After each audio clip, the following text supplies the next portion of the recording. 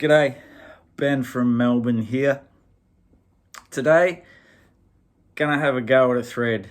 That's right, it's just me, no VC celebrities. Sorry about that, but just bear with me. I do like to show some records sometimes. I seem to be caught up in the interview world. It's been great fun doing it. If you do want to be a guest on my Interviewing the VC series, reach out to me in the comments.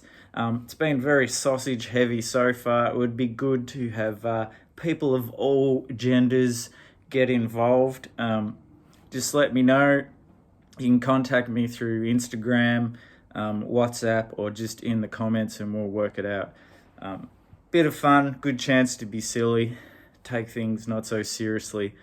Anyway, what this video is about is a thread that was actually started by Jack from the Vinyl Voyage. And of course, Jack was one of the many great guests I've had on the Interviewing the VC videos. Knowledgeable guy, funny guy, loves his psych rock, probably is his big thing. Had some great garage rock videos lately too, but this time what he wants you to do for the thread is to show 7 albums with 7 different genres. Now, I normally try and Australianize these things, but I thought for a change I'd do no Australian stuff and really get right out there with the genres. And I've tried to pick nothing that's even like rock related at all. Maybe there's some things which influence rock, but we'll see. So 7 albums. I couldn't help myself. I got 11 albums, so I'll just show 7 and then my bonuses. So let's get straight into it with the beautiful Satoshi Ashikawa and the album Wave Notion 2. And this is beautiful Japanese ambient music. Yes, that's right. It's not all about punk rock in this household. We do like to take the chill pill every now and then. Beautiful stuff. I've got a whole series of, I particularly like Japanese ambient. I don't know why, but that's the stuff that I really dig. Righto, next one. Do you like the blues? Of course you do. Robert Pete Williams, the Prison Blues. Sorry, these Prison Blues. No, those Prison Blues. We got there in the end. Fantastic, just probably more of that country blues, one man against the world kind of stuff. This is actually, I don't know how old this is, but it seems pretty old. It's on Art Hurley and it's got one of those old school kind of covers, which I don't know if you can see the way they're joined there. Great record. Yeah, a bit of a unknown character. I don't know if this has been reissued or anything. I just love this record. On the back here, it's got some interesting stuff. So obviously it's just Robert Pete Williams on vocals and the guitar. And was recorded at Angola State Penitentiary, Louisiana in 1959 and 1960. So this is proper prison blues. Next up, some jazz. Yes, the put on your cocktail jacket and light one of them long cigarettes. I don't know where I'm going with that. Anyway, this is not like that cool jazz shit. This is the Alvin Jones machine. And you might be like, I know that name. He was the drummer for John Coltrane, and this is a tribute to him called Remembrance. And man, this could fit into the John Coltrane, especially the spiritual kind of era of John Coltrane. This is a beautiful album. Beautifully recorded and it sounds fantastic. I actually bought this when I was in Japan and walked into a store and I was like, what the hell is this? Not only was the music amazing, the sound was amazing. So really, really cool stuff. And it actually came out I think it's 78 it says on the back of this, but recorded February 78, and it sounds like right in the thick of, late 60s John Coltrane, just before he got real noisy, which I like that stuff too. But this, if you don't know, this record is fantastic, and Alvin Jones, probably one of my favorite jazz drummers as well. All right, next up, some dub reggae with Linton Quasy Johnson, who was released several albums, but he was more of a writer and a poet, who just happened to have the awesome timbre of his voice that fit perfectly with the reggae dub style of music. Now, this is all like once the Jamaican population in England, like with the immigrants and like the people who moved over and the children of the immigrants. So this is like late 70s, I think, 78. Yeah, that's right. And it's got people like Dennis Bovell on it, who's just, on everything, and he's an absolute legend in his own right in these circles. Very political, but awesome record. So Dreadbeat and Blood, it's on Virgin Records. There's Linton on the back there, giving what for to the cops. Awesome record. Love me some dub. Now, let's all put on a tuxedo because we're going to classical land. This is more like modern composer style classical. This is Johan Johansson, who you might be familiar with that name because he's done many soundtracks over the years. Sadly passed away now. Icelandic composer. And this was the first one I heard of his, and still probably one of my favorites, called Fordlandia. Just beautiful, moody stuff. And as far as composing go, like, there's a lot of things he does, like, where, it's obviously strings and things like that, but then he gets kind of out there in other things, especially soundtracks where he uses like electronic sounds. I think he's even done stuff with, was it Sano for that crazy Nicolas Cage movie Mandy. I think he collaborated with them. So yeah, really stretched the boundary of what a composer is and does. But this is probably more on the beautiful strings, and I'm not one for, the big guns, not a, Mozart, Puccini, that's more opera, I know. Just pulling names out of my ass at the moment.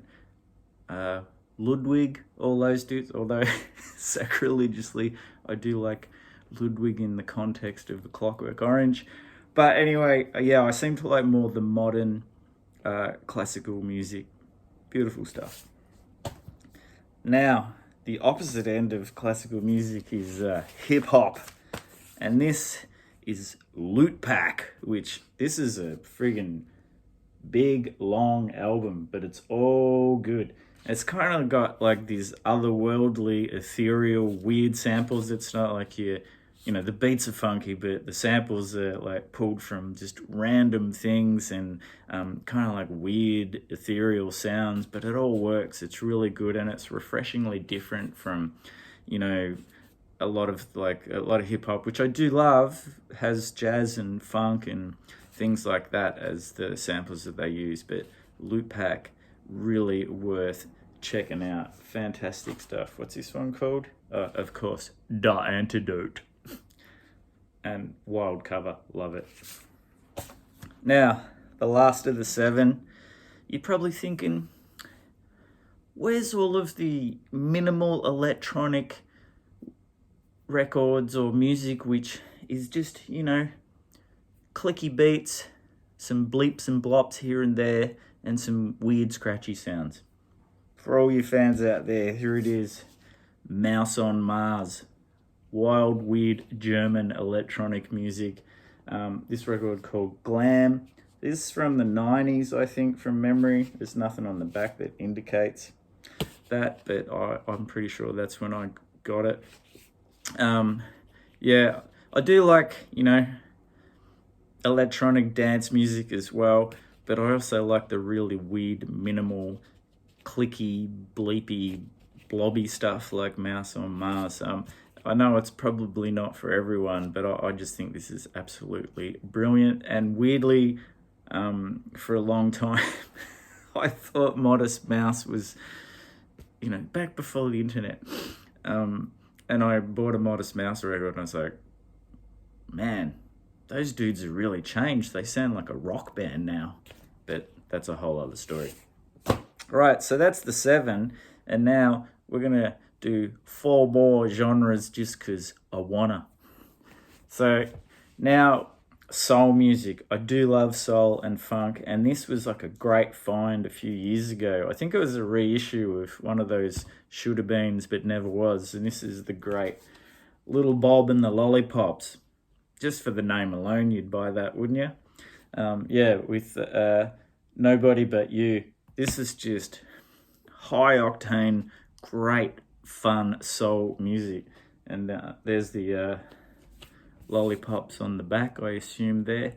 Really cool stuff. I had never heard of him before until the great Richie Ramone at Strange World Records put this in my hands. And yeah, it's a corker. Next up, just to keep Mike Carlson happy, better have some Zamrock. So here's some Ngozi family. I can never say that right. 45,000 volts. Danger. Now, if you don't know Zamrock, this is a actual band. Great place to start, especially if you like the fuzz, psych, rock stuff. If you can imagine really full on in the red guitars with really different style of rhythm, like that, just I can't explain it other than that, like kind of polyrhythmic African style, which you don't get in Western music, but brilliant stuff. There's several reissues of their stuff, and there's also the Chrissy Zebi Tembo record, he is a Ngozi family member. There's one which came out for Record Store Day, I believe, which everybody was into, of Chrissy Zebi. But there was another one with a red cover, which I got as well, which is killer as well. Next up, some R&B. And I'm talking rhythm and blues. Not that bullshit they call R&B now, which I think the R and the N and the B stand for rhythm nor blues. But that's another story. Escorita! Yeah. Who do you reckon was into him? He is a precursor to the innovator, the instigator, the architect of rock and roll, Little Richard. That's right. This is in that territory. Piano thumping, wild, screaming, catchy songs, all that awesome stuff that you love about Little Richard, but more and rawer. This is the shiznit. So yeah, just great R&B stuff. So what was I going to say? I like the back here. Escorita soars into swinging orbit propelled by his own rocking vocals and rolling piano. That's all you need to know. And lastly, I know at this point, embryonic Brian is screaming out for, where's the country music, man? Because we all know he's a huge fan, and I'm not going to let you down. Sanford Clark. And this could possibly also be the name of Brian's channel. They Call Me Country. Great stuff. This was like one of those ones like Little Bob and the Lollipops. I'd never heard of this before and put it on and I was like, fantastic. It's just a classic country sound, which is, I want to say got a bit of Bakersfield. It's not like really like the outlaw stuff, but it's, got the awesome country sadness, the twang, which I know that's what Brian's a particular fan of. Yeah, you know, listen to this. First song, The Fool. Is there a better classic title for a country song than that? Of course, They Call Me Country. Step Aside. It's Nothing to Me. The Big Lie. And Blackjack County Chain. All classic country subjects. That's it. I'll leave a link below for you to check out The Great Jack. Get on board. Pretty easy, good fun. And I'll see you in the next one.